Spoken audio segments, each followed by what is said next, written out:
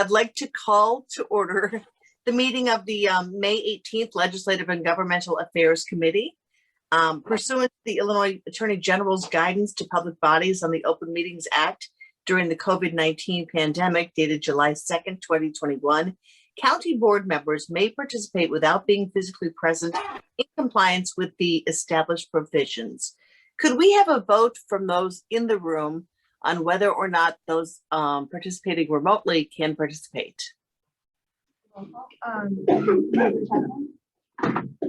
Aye. Chair DuPage. Aye. Member LaPlante. Aye. Member Renahan. Aye. Member Selman. Vice Chair Day. Aye. All right, so we can participate. Do we need a roll call vote then too? Why don't we do it just to be safe and to take up a little bit of time? Roll call, please. Member Chapman. Here. Chair DuPage. Here. Member LaPlante. Here. Member Renahan. Here. Member Selman. Vice Chair Day. Here. All right, thank you. Can I get a motion to approve the minutes from the Legislative and Governmental Affairs Committee meeting from Tuesday, May 11th, 2021? Can I get a motion? Okay, so moved. Second? All right, motion and a second. Roll call, please. Member Chapman. Aye. Chair DuPage. Aye. Member LaPlante. Aye. Member Renahan. Aye. Member Selman. Vice Chair Day. Aye. All right, do we have any public comments? Yes, we do. Okay, public comment is regarding election reform legislation from Edgar Powell.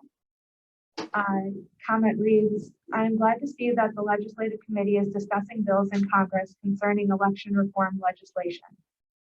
With state legislatures throughout the country passing laws that restrict voters' ability to vote, it's important for the county board's legislative committee to take a position on what election reform should look like. Here in DuPage, we've also learned that hundreds of voters could potentially be disenfranchised because an election judge failed to initial ballots. While the current issue is limited to the county auditor's race, this error could have far greater consequences in other elections. I hope that the county clerk's office will improve its training and processes to ensure that election judges comply with the statutory requirements when processing ballots.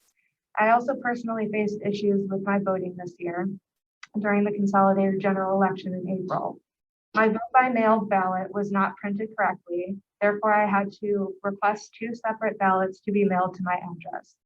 One of the ballots arrived very late, while the other ballot never arrived at all. Eventually, I gave up on the vote by mail program and showed up at an early voting location. I'm baffled as to why this issue occurred. I've tried several times to get answers from the county clerk's office, but they haven't been forthcoming with information in response to my FOIA request.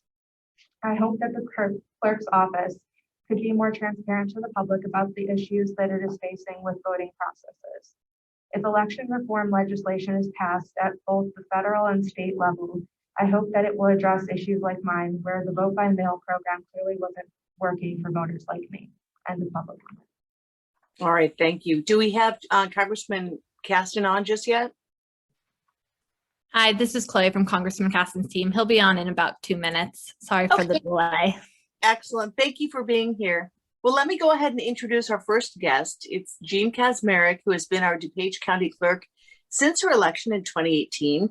Clerk Kazmarek has conducted an immaculate election process through a global pandemic and an unprecedented presidential election. Jean, welcome. Could you please talk briefly about DuPage County's need for new election equipment and HR 1 and S1, the For the People Act, and what that would mean for DuPage County if passed by the Senate? Good morning, Madam Chair and committee members. Last week, the Finance Committee agreed on the necessity of moving forward the RFP for new voting equipment for our county. Today, I'm addressing the Legislative Committee to urge support of U.S. Bill S1 to fund this equipment. HR 1 was first passed over 2 years ago This bill was reintroduced and passed again this year and is now in the Senate. I thank Congressman Caston for his ongoing interest in our election infrastructure and his support of H.R. 1. Recently, we received a letter from Dominion Voting, the company which holds the license for our voting system. Dominion stated that they are no longer able to extend the license agreements for our GEM software and voting equipment. DuPage County will no longer be able to have certified elections with the current system. Legally, we have no alternative but to pursue the purchase of a new voting system prior to the general primary on March 15th, 2022. DuPage County acquired its optical scan equipment in 2001, making it not only the oldest equipment in the Chicago-Collier County region, but very likely the entire state. The commission bought the touchscreens in 2006. Help America Vote Act, HAVA grants paid for these purchases. Congressman Caston and others here who have visited our tabulation room know that our GEMS software runs on Windows 2003. When I asked why DuPage had not upgraded, I learned that the software is incapable of operating on anything else. And here's something else I have pointed out to those of you who have visited our warehouse, including the congressman. I learned in 2018 that the DuPage Election Commission had been acquiring old voting machines cast off by other downstate counties and putting them in use. And as shocking as this was, I wasn't prepared for what technicians hired for machine maintenance told me after I took office. These cast-off machines from other counties were newer and better than our 2001 machines. HAVA grants now cover voter registration costs and cybersecurity. However, there is no funding for major purchases of voting equipment. As of now, there is no plan by the Illinois Assembly to move us into a vote by mail state, nor is there any plan to reduce the number of polling places and election judges. In 2022, we will be required to provide full accessibility to the electoral process with vote by mail, early voting, and election day options. We must do it all, and we can't wait. A baseline estimate of the cost of new voting equipment may be between 10 to 11 million. For the taxpayers of DuPage County, I strongly urge the legislative committee to support Federal Bill S1, which would pay for this necessary equipment. Thank you. Madam Chair. Thank you, Clerk Kasmerick, and thank you so much for being here. We'll take questions afterward. Congressman Sean Caston serves as the U.S. Representative for Illinois' 6th Congressional District. And thank you, Congressman Caston, for being a strong proponent of this act. Can you please highlight in particular provisions in the election reform legislation, H.R. 1 and S1, that fund the purchase of election equipment for local election jurisdictions such as the county clerk's office? I don't know if you missed this part of her presentation, but DuPage County is currently utilizing election equipment that was purchased 20 years ago and that can no longer be supported by the vendor after the March 2022 primary election.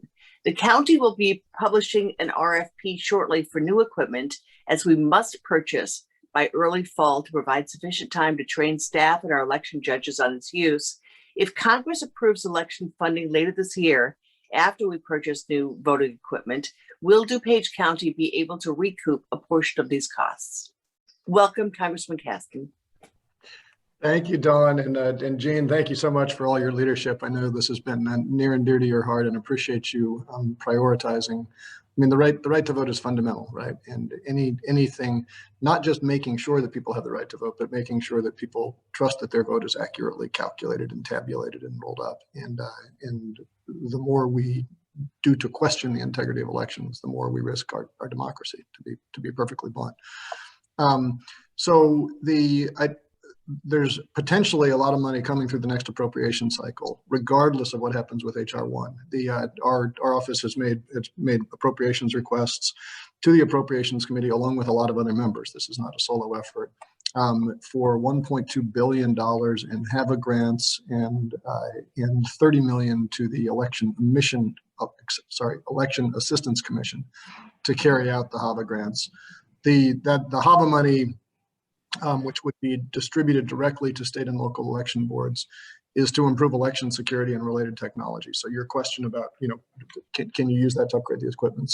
Absolutely, yes. The Election Assistance Commission is focused more on the other piece of this, of improving voter information and access. And that's maybe a good pivot to HR 1. And Jane, you and I have had these discussions extensively before. There's one way that you artificially change the outcome of an election, which is to go in and try to change individual ballots or tamper with machines. The other way is to persuade large groups of people either not to vote or to affect our politics in ways that their vote doesn't matter. Historically, that latter approach has proven to be much more cost effective, which is a very cynical way to frame it, but it's just easier. The age and inconsistency of our voting machine hardware in some ways is a strength, because it means that it's hard to change the outcome of a statewide election when everybody's got a different machine and a different piece of paper, and even before you get to mention different ballots from precinct to precinct. On the other hand, there's lots of tools that have been used to frustrate the election. So the big provisions of HR 1 are, number one, to, as much as we can, take out the influence of money in politics. And that's a broad suite of things ranging from ethics reforms for members so that you can't be, there's no opacity, if you will, about who is helping you get elected and where their interests may lie. Starting the process of undoing Citizens United. I say starting because ultimately that will have to be resolved by the courts, but trying to provide as much legislative muster as we can to undo that process. And keep in mind, what Citizens United did was, it basically said you do not have to disclose who you are if you are giving money to political campaigns. It's not about whether or not you can give, but if somebody can run an ad that says Dawn Desart hates puppies, paid for by Americans who love puppies, and I can't find out who's the money behind Americans who love puppies, that's a problem, right? And that was essentially what the Citizens United decision did, was provide opacity, and sunlight remains the best disinfectant. The other big piece with respect to the money in politics parts, is creating public financing of elections that's modeled on the New York City approach. And there's this question of, if you're going to publicly fund elections, how do you decide who's a legitimate candidate? And people have struggled with this. There's no perfect answer to that question. Obviously, if you skew too far one side of the line or the other, there's consequences. And so ultimately what we did was structure the approach that New York City has done, which has said that if you are on the ballot, you will get a 6-to-1 match of small dollar donors. So the idea is, if you're not a credible enough player to raise any money from small dollar donors, you're not going to cost the public treasury much. But if you've got some grassroots energy behind you, you'll get there. I will tell you, there's some issues in there that we still have to deal with. The particular is some of the more egregious offenses of our fundraising systems have taken advantage of small dollar donors. We need to put some guardrails in there, but that's the provision in there.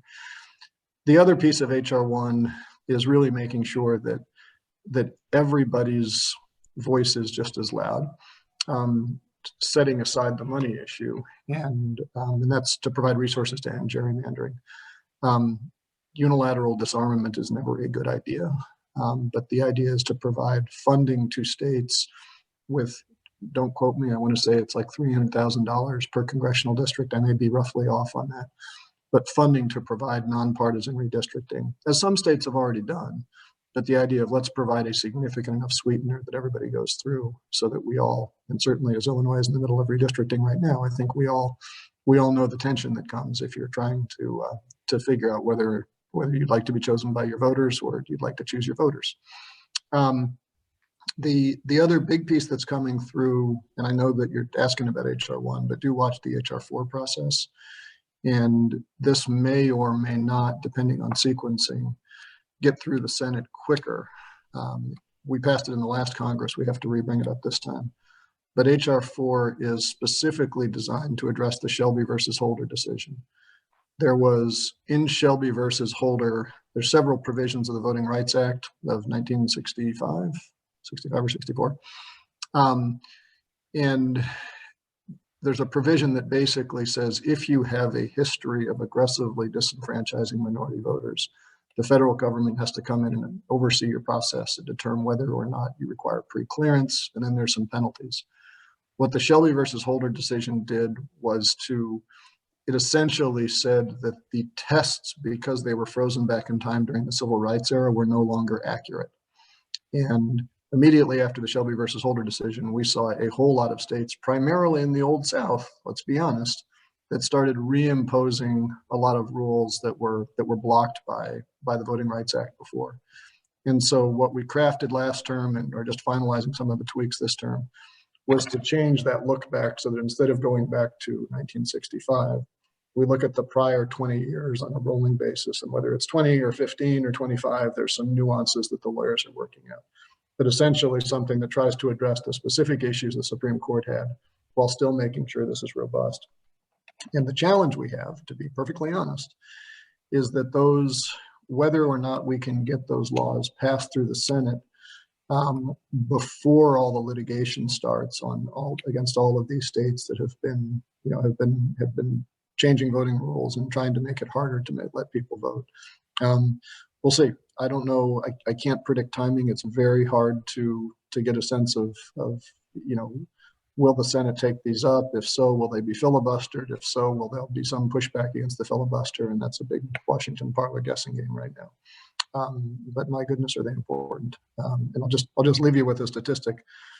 In the lest you think this is all in the past, in the November 2020 election, if you are a white person, your average waiting time to vote was 6 minutes. If you are a black person, your average waiting time to vote was 53 minutes. That doesn't change substantially by state. It's as true in northern states as southern states, and even when you get down to the county level, it's true in Fulton County, Georgia, right? Very targeted voter suppression, and we have to keep fighting it. So we'll keep pushing. I hope I've answered, and if I'm happy if there's time, happy to take questions. But thank you again for being out on the forefront of these democracy boosting issues. And thank you for being here, Congressman Caston. I know the For the People Act contains a lot of things, voter registration modernization, felon voting rights and other things, but specific to DuPage County is the money. So is there a timetable for the passage of this? And if successful, does this legislation authorize and appropriate funds for new election equipment or just authorize? And then is there a separate legislation required to actually fund HR 1 and S1? Oh, I wish I could give you precise answers to all those questions. When they will be passed into law, I don't know. It depends on when the Senate gets through, what they change, and if they pass something and we can reconcile it with the House version, I think the president will sign it right away.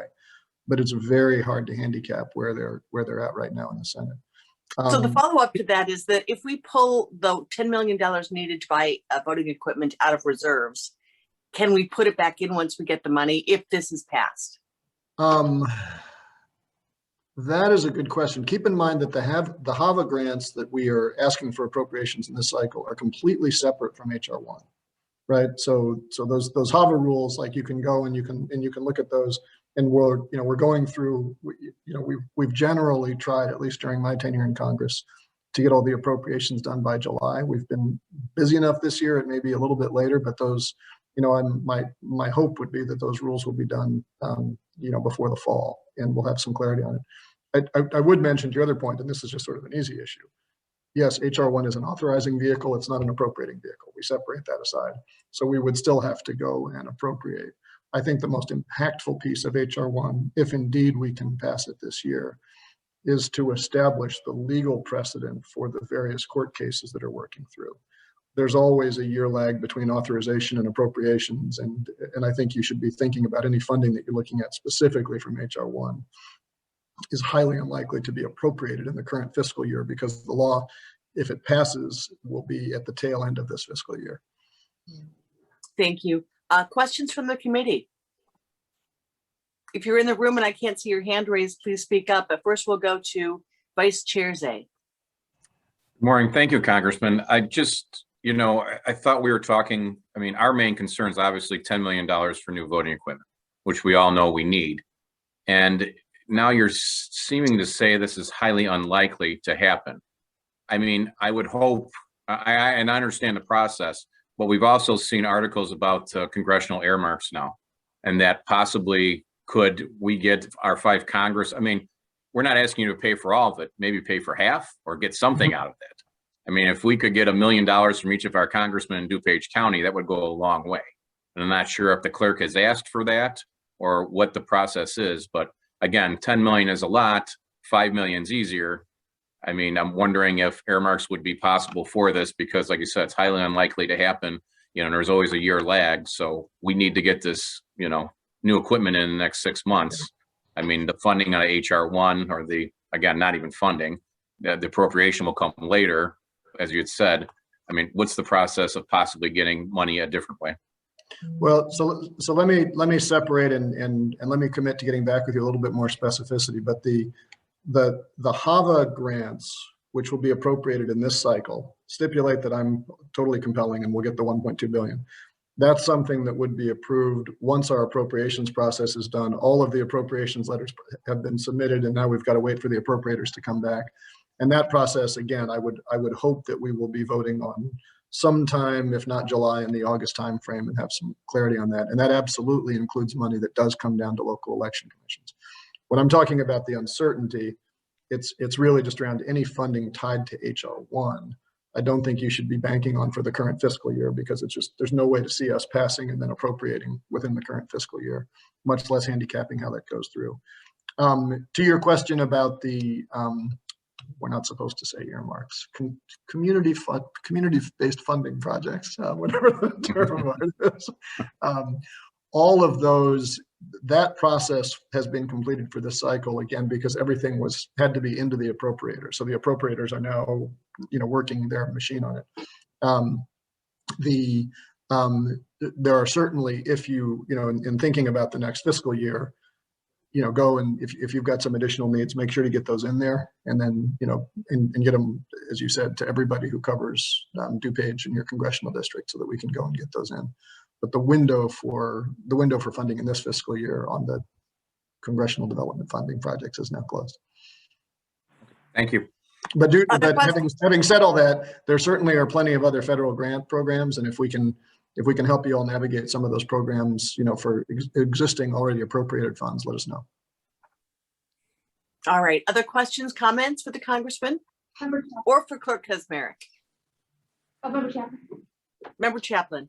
Thank you, Clerk Kaczmarek, and thank you, Congressman Campbell, for attending our meeting.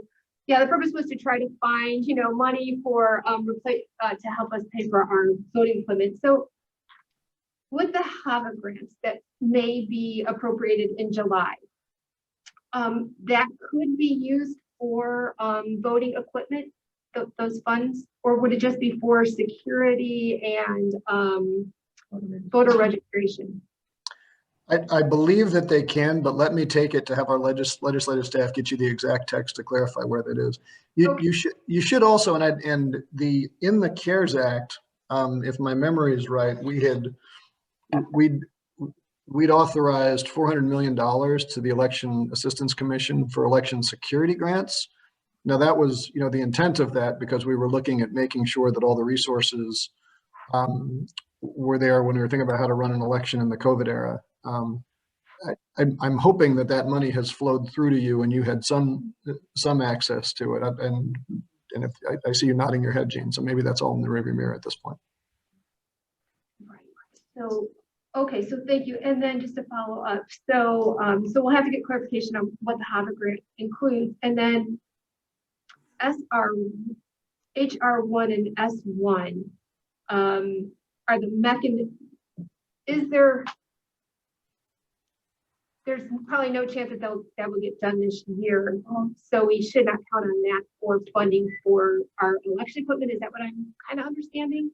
I'm hopeful that they get passed and signed into law this year. I'm just saying that I think the appropriation process, and you may decide when it's passed into law that, it's your own judgment that you can have some certainty that that will be funded. But the appropriations process would then have to necessarily follow from the authorization. Pass this year, and then the appropriation would be the next year. And then, but the appropriation would allow for funding of our electoral equipment. Is that correct or incorrect? You're now testing my specific knowledge of those line items in HR1, and I will review and get you a precise answer back rather than guessing. I believe so, but let us get you the precise language on that. Because in my own head, HAVA is an ongoing thing, and we know what that is. Yeah. And I just need to clarify in my own head. I don't believe that HAVA funding broadly is dependent on HR1 since it already exists. But if there are additional tweaks in HR1, we'll get that text and get it back to you. Okay, great. Thank you so much. Thanks for the clarification. Appreciate it. Thank you. Other questions, comments? You're very flattering, Liz. I'm not sure I clarified, but hopefully I will clarify soon. But no, you laid it out, so I get it. All right. If there are no other questions, I do have one final one. I know this morning has been all about the election reform bill, but are there other pieces of legislation that you're working on that the county should be aware of?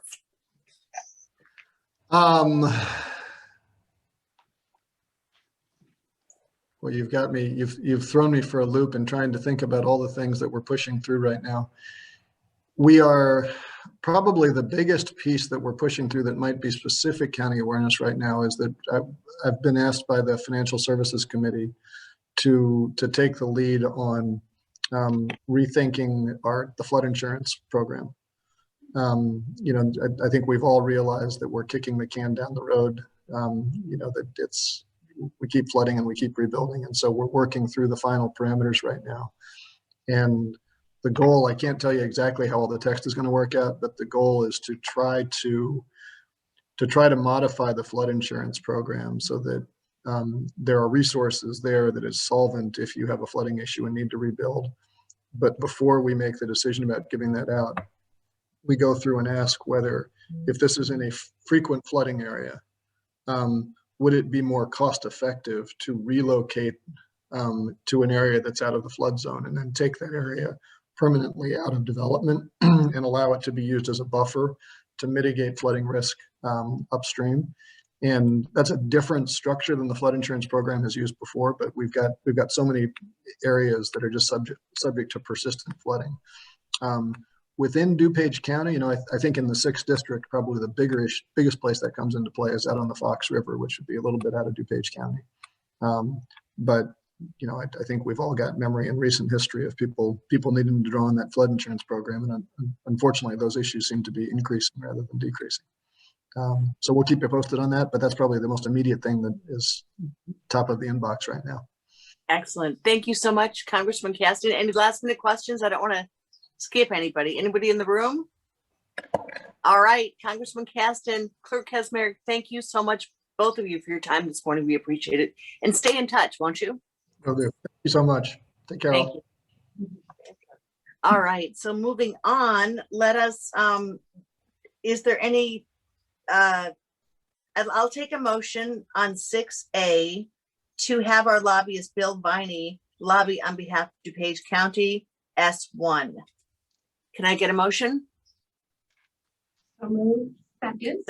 All right, we have a motion and a second. Any discussion? Vice Chair Zhang. Yeah, I don't know why we're voting on this. We just heard from the congressman that this HR1 and S1 really have nothing to do with election equipment at this point and funding it. That it's really, he said HR4 would be the vehicle and the HAVA grants to get us election equipment. I mean, these bills are really not about election equipment. They're more about voting rights and other things that I think are way out of our purview and more of the clerk's responsibility than the county board. Oh, Member Chaplin. Member Chaplin? Thank you so much. So you know what I might do? I might make a motion to table this until we get the responses back from Congressman Caston's office and then move forward with it, because I think members A and I are hearing different things. So, yeah, I think that might be a good thing to have it just tabled. When Congressman Caston's office gets back to us with the information, then we can bring it back forward. I don't know. So, All right, Member Chaplin has made a motion to table this item.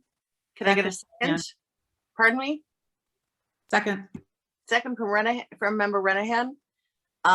Roll call to table item 6A. Member Chaplin? Aye. Chair Dessart? Aye. Member LaPlante? Aye. Member Renahan? Aye. Member Spellman? Vice Chair Zay? Aye. All right, all in favor, this item has been tabled. I assume the same thing will happen with the second item, but I would like to make a motion to approve item HR1 to have our lobbyist Bill Viney lobby on behalf of DuPage County this item. Can I get a motion in a second? And then we'll discuss and then you can amend. So moved. Okay, second? Second. All right, second from Renahan. Okay, so now discussion on this item. Member Renahan. Thank you, Chair Dessart. I'm just wondering, is this something we would even really need to adopt in our legislative program, seeing though it's already passed the House? State's Attorney, somebody, Cheryl? I'm sorry, what is the question? Do we need to amend the federal agenda? I'm sorry. Member Renahan is wondering if this is something we even need to vote on since it's already passed the House. Why would we need to have a lobbyist lobby for something that's already passed? We're talking about HR one? Yes. Because HR one's in the Senate, correct? And it hasn't passed the US Senate? It's S1 now. No, it's S1 in the Senate. There are two different bills. One bill's about 876 pages. One is, so they're not the same. They're different.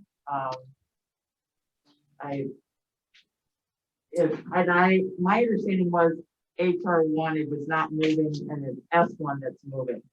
So the congressman's point is, if S1, which is their Senate bill, basically, if it passes the Senate, then they'll go back and reconcile it with the House. So it's my understanding, if you want to vote, you really need to vote on S1, not HR1, because to the clerk's point, it was reintroduced past, but that's not moving in the Senate. The Senate has its own bill. If they vote on anything, my understanding is it's going to be S1. However, whatever they vote on, it's got to go back to the House, but that's the vehicle that's moving, but that's my understanding. All right, so there's been a motion and a second to go ahead and vote on this and have a lobbyist lobby for it. Does somebody want to make a motion to pull the item? Well, Madam Chair, yeah, on the same that Member Chaplin had said, I'll move the table until we get more information from the congressman on Okay. some of those issues. Motion by Vice Chair Zay to table it. Do I have a second? Second. Okay, roll call to table this item, please. Vice Chair Zay? Aye. Member Chaplin? Aye. Chair Dessart? Aye. Member LaPlante? Aye. Member Renahan? Aye. Member Spellman?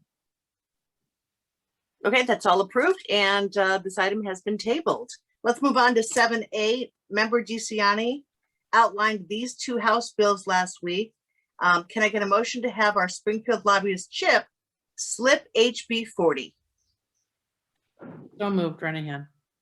Thank you. Second? Second, Chaplin? Thank you. We have a motion and a second. Let's take a roll call vote, please. Member Renahan? Aye. Member Spellman? Vice Chair Zay? Aye. Member Chaplin? Aye. Chair Dessart? Aye. Member LaPlante? Aye. Excellent. All right, that's approved. Let's move on to HB 2748. Again, Member DeCiani outlined this last week. Can I get a motion to have our Springfield lobbyist Chip slip HB 2748? So moved. Thank you. Thank you. Motion and a second. Roll call, please. Member Renahan? Aye. Member Spellman? Vice Chair Zay? Aye. Member Chaplin? Aye. Chair Dessart? Aye. Member LaPlante? Aye. All right, excellent. Do we have a Springfield update, Cheryl? Just a couple items. I won't keep everyone. I send an update out on Monday. Hopefully you're receiving those every Monday. There's only 2 weeks left in the spring session. It's gone by fast. They're still working on the budget, so we don't know about the LGDF cut, which is of course on our radar screen. Redistricting, they might have a map by May 31st, which is for the congressional and the state legislative races, but that's still an issue for the county in terms of the July 1 deadline is still there.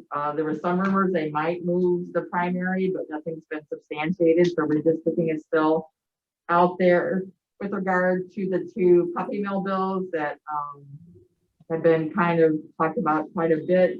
The one, it was House Bill 572. That's the one that does the outlaws the financing, those high financing rates of dogs and cats from these retail establishments. That one is posted for committee in the Senate this week. It was passed by the House previously.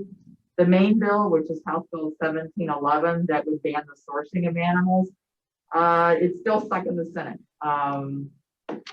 The deadline's been extended, but it hasn't been assigned to a committee. So it's still up in the air if that's going to move forward. Chip and Brian and all of you are working hard, but I don't have a further update than that right now.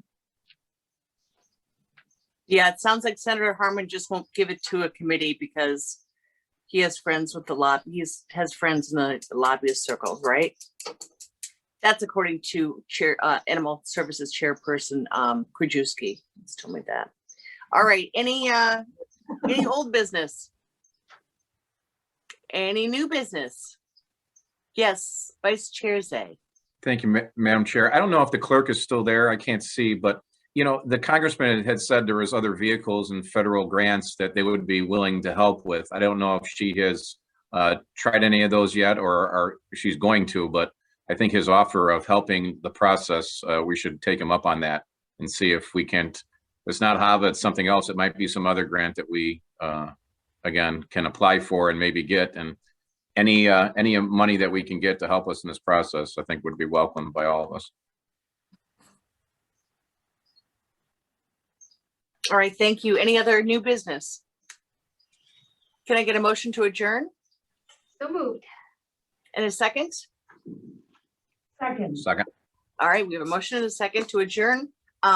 Roll call, please. Member Chapler? Aye. Chair DeSart? Aye. Member LaPlante? Aye. Member Renahan? Aye. Member Selman? Vice Chair Zay? Aye. All right. Thank you for a great meeting, great discussion, and we'll see you next time. Thank you. We are adjourned.